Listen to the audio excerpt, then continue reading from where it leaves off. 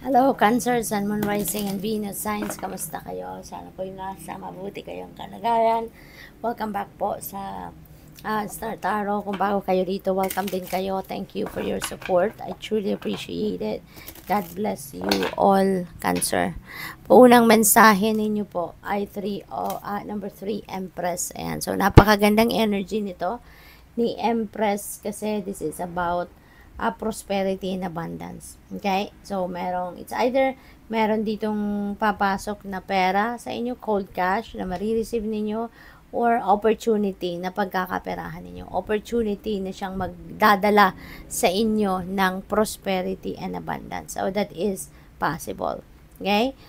This is also a mother archetype, Cancer, kaya this is very nurturing, very caring, sensible na energy. Kaya maaaring ito yung i-embody ninyo sa ngayon, yung energy ni Empress, no? Siguro kayo talagang maalaga sa pamilya, hands-on kayo sa pag-aalaga sa pamilya, or pwede rin na baka yung trabaho ninyo din is caregiving, di ba? Baka meron kayong inaalagaan, pasyente, or elders, or kids, no? Maaaring ganon. So, what else? We have High Priestess. Ayan. So, this is a reminder sa inyo na matalas ngayon ang inyong radar. This is a reminder for you na yung psychic abilities or intuitive abilities ninyo are on point, no? Around this time. Kaya, this is a reminder para sa iyo, no? Na sundin ninyo ang bulong ng inyong intuition. Okay? Pakinggan ninyo yung bulong ng inyong intuition dahil malakas ang inyong radar sa ngayon. And, there is important guidance, no, na pinapadala sa inyo ang universe through that para magabayan kayo. So, pwede na meron kayong mga, ang tawag dito, baka meron kayong mga sitwasyon wherein kailangan ninyo ng guidance, no? Kasi baka nadidistract kayo. We have 7 of Swords. Ayan. This is a reminder para sa iyo, Reminder ito na mag-iingat kayo. This is a warning at the same time kasi maaari may mga tao ditong manluloko, mambubudol, sinungaling sa paligid ninyo, no? Cheater, mga ganon. A liar and stealer. Kaya ingat kayo. Okay? Gamitin ninyo yung inyong radar, yung inyong psychic abilities, gamitin ninyo yan to your advantage sa ngayon para ma-detect ninyo yung mga taong ito na walang magandang iniisip towards you. Okay? We have the devil. Ayan. So, maaari, no, na yung liar and cheater and stealer na to is a Capricorn person. Pwede, no, na Capricorn siya. The devil energy is a Capricorn energy. So, probably you will be dealing with a Capricorn sa ngayon. Maaaring siya yun, manloloko sa'yo. Pwedeng ganon. Pwede rin naman na hindi. Okay? Si devil is in reverse. So, maganda to. Kasi, kumbaga, you are already reclaiming your power, you're reclaiming your freedom, you are regaining control of yourself sa ngayon at hindi na kayo sunod-sunuran sa kung sino man or sa sitwasyon ninyo. Hindi na kayo parang kasi parang parang kung naka-upright siya, parang naging obsessed kayo towards something or someone, naging addicted kayo towards something or someone, no?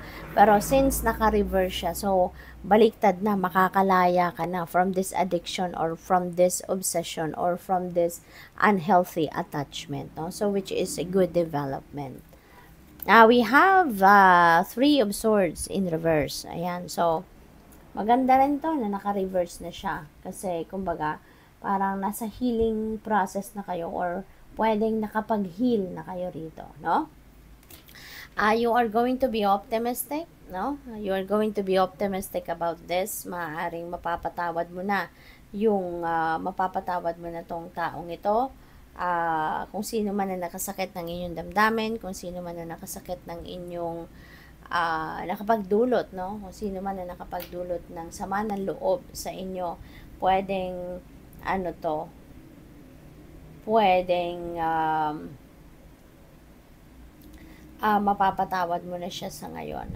You are recovering from that pain. You are going to forgive na yung ganon, and there is healing sa ngayon. So, napakaganda. Kasi, kumbaga, kahit papano, tanggap mo na.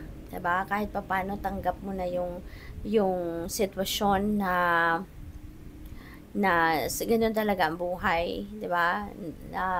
Nothing is perfect. Hindi lahat ng sitwasyon ay walang perpekto talaga, no? Kaya maaring ito tanggap mo na ganun sadyang ganun talaga ang buhay, no? May mga sitwasyon na hindi ka maiiwasan, no? Kaya ngayon maaring you're just going to accept it na para makapag-move forward ka na sa buhay, no? At magpapatawad ka na. What else? We have Queen of Swords. Ayan. So, dito sa Queen of Swords, um, this is about honesty, no? About yourself, communicating yourself, no?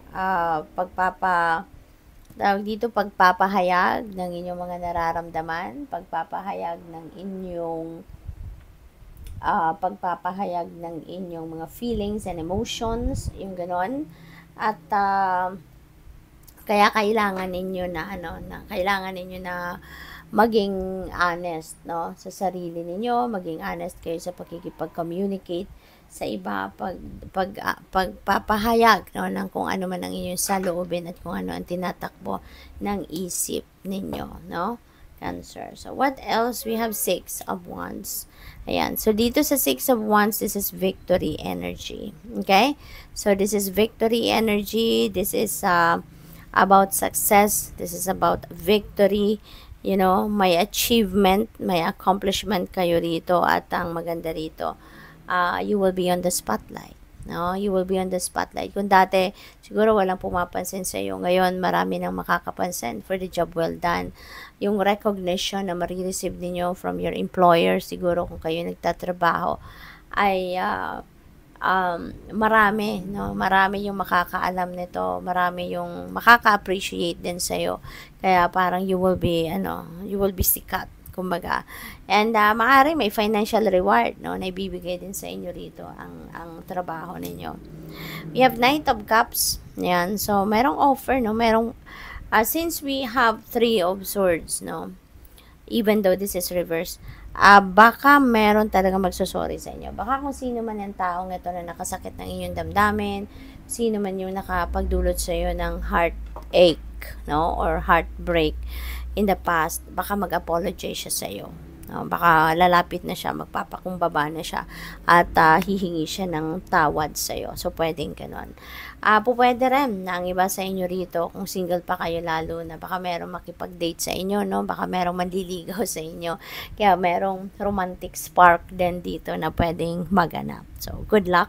Thank you for watching Love and Light. Namaste.